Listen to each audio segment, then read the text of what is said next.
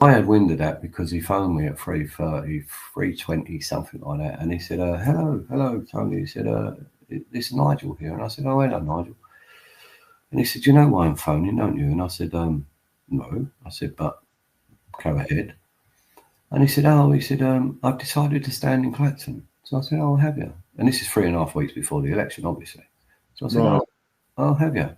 He said, yeah, I understand you'd be quite happy about that. I said, well, I'm decidedly not happy about that. Thank you very much. You know, you've had my number for a year. You know many, many people who know me. I know many people who know you personally.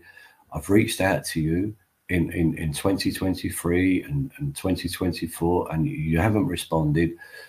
And you phone me like an hour before or 40 minutes before you're going live to tell the world that you're going to stand in Clacton. I said, you know, this is not good enough. He said, well, Peter Harris tells me you're okay with that. And I said, what on earth has it got to do with Peter Harris? Peter Harris is a tendering district councillor, by the way. Okay. Clacton district councillor.